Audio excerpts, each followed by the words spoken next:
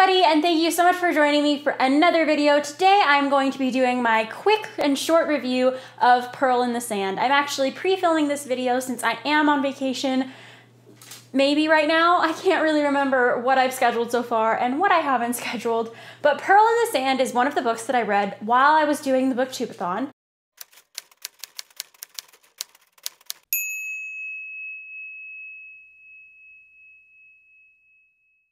I really loved it, and it was really phenomenal. So let me dig into it and tell you guys all about it. Pearl in the Sand is another retelling of the story of Rahab, which, if you don't know the story of Rahab, that is the story of the prostitute from Jericho who hid the spies from Israel, and her family was the sole family that was saved after the walls of Jericho came tumbling down. It's a wildly inspirational story, even just when you read it in the Bible, but it's one of my favorite stories to see adapted into a biblical fiction novel. I have seen it adapted into a biblical fiction novel before in The Crimson Cord by Jill Eileen Smith, and this book does hold a very special place in my heart because it's one of the first books in the biblical fiction genre that I read after reading The Pharaoh's Daughter and Miriam by Misu Andrews. As such, I was really skeptical to pick up another novel that was also based on the same story of Rahab by a different author, because this one was sort of beloved for me.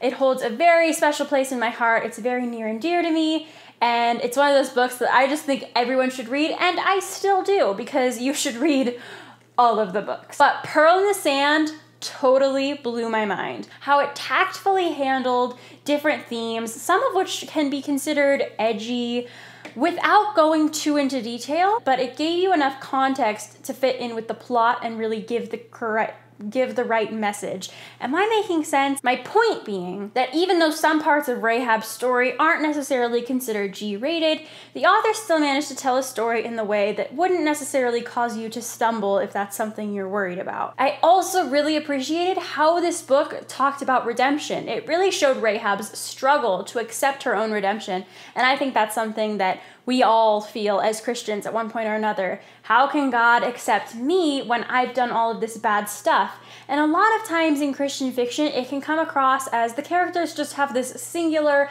aha moment, and suddenly they are completely in acceptance of God and their redemption, and they feel like new people, and nothing could ever bother them again because they have the joy of Christ. But for Rahab in Pearl in the Sand, it's much more of a journey of she believes in God, she knows he's faithful, she knows that he cares for her, but she's just not really certain that his grace can apply to her yet.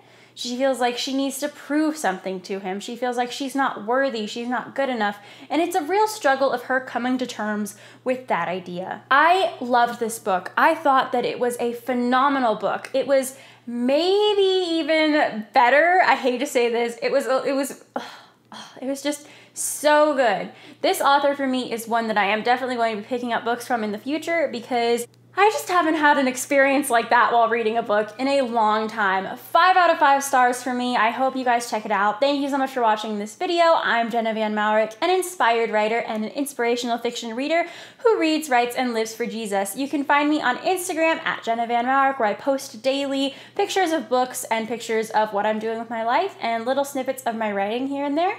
You can also go and subscribe to my mailing list or subscribe to my blog, which is www.jennavanmourik.com. In fact, if you go over there right now, I should have a corresponding blog post that relates to this video, which has a more detailed and written out review of my thoughts on Pearl in the Sand by Tessa Afshar. Also, if I'm pronouncing that name incorrectly, please correct me in the comments because I need help. Once again, thank you so much for watching this video, and I'll see you next time. Bye!